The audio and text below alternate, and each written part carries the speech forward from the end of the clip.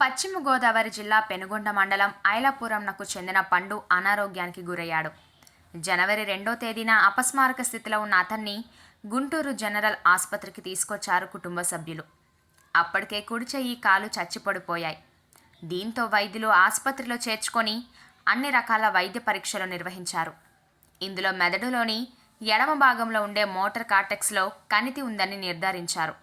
దీని కారణంగానే కాలు చెయ్యి చచ్చబడినట్లు కుటుంబ సభ్యులకు తెలిపారు వైద్యులు. అయితే రోగికి శస్త్రచికిత్స చేసే కణితి తొలగించాలని వైద్యులు సూచించారు.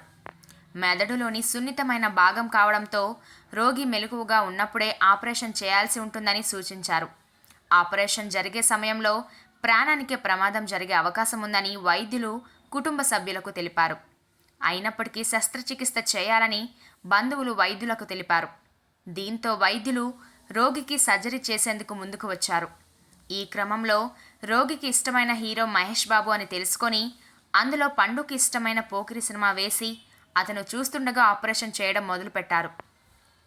వైద్యులు రోగితో మాట్లాడుతూ డాక్టర్లు చెప్పిన విధంగా కాలు చెయ్యి కదుపుతుండగా మెదడులోని సున్నితమైన భాగాలకు దెబ్బ తగలకుండా శస్త్రచికిత్స నిర్వహించినట్లు ప్రొఫెసర్ సత్యనారాయణమూర్తి పెంచలయ్య చెప్పారు.